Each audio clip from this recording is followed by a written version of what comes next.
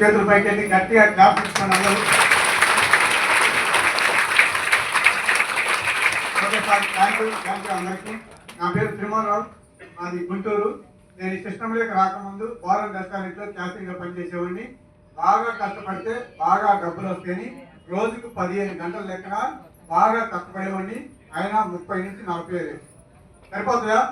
పిల్లలు పెద్దలు అవుతున్నారు, ఖర్చులు పెరుగుతున్నాయి, డబ్బు సరిపోయేది కాదు. ఆ టైంలో సెకండ్ ఇన్కమ్, సైడ్ ఇన్కమ్ లాగా 10,000 వస్తే బాగుండని ఏదన్నా ఆలోచన చేసేవాడిని.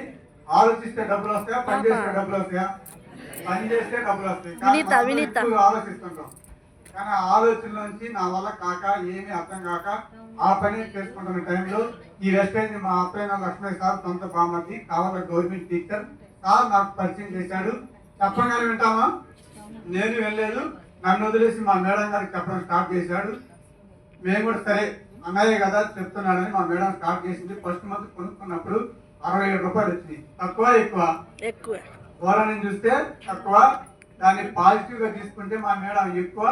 ఈ 67 రూపాయలు ఎలా వచ్చిందని ఒక మీటింగ్ వచ్చి కూర్చొని తెలుసుకొని దీన్ని స్టార్ట్ చేసింది.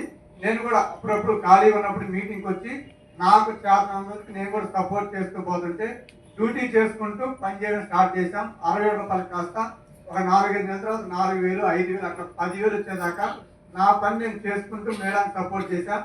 10,000 వచ్చిన తర్వాత ఇలాంటి మీటింగ్ వచ్చి కూర్చొని ఇక్కడ మాట్లాడే చాలా మంది లీడర్స్ 30, 40, 50 లక్షలు 2 లక్షలు అంటున్నారు. నేను కూడా గట్టిగా కష్టపడితే నాకు డబ్బు వస్తుంది, అక్కడ చేసే పని పూర్తిగా మానేసి ఇక్కడ కానీ పని చేస్తే నేను కూడా 1,00,000 తీసుకోవచ్చు అని డిసైడ్ అయ్యి వెస్టేజ్లో 10,000 వస్తున్నప్పుడు నా డ్యూటీ పూర్తిగా మానేసి ఫుల్ టైం నేను మా మేడం పనిచేయడం స్టార్ట్ చేస్తే ఇప్పుడు లాస్ట్ మంత్ 1,61,178. బాగుందా లేదా? ఇంకా వెస్టేజ్లో చాలా తక్కువ, దీన్ని ఇంకా పెద్ద స్థాయికి తీసుకెళ్ళి డిసెంబర్ కల్లా 3 లక్షలు తీసుకోవాలని కష్టపడి నేను మా మేడం మా పిల్లలకు కూడా వెస్టేజ్ ఇచ్చి మా పాప కూడా వచ్చింది ఈరోజు కాలేజీకి పోకుండానే. Okay sir, thank you. అందరూ వాళ్ళు పాత వాళ్ళందరూ గట్టిగా పట్టుకోండి, మీకు ఉండొచ్చు. ఓకే, మంచి ప్రొఫెషన్ ఉంది, ఇంకొంచెం బాగా స్థాయికి వెళ్ళాలని కోరుకుంటూ thank you sir, thank you అందరికీ.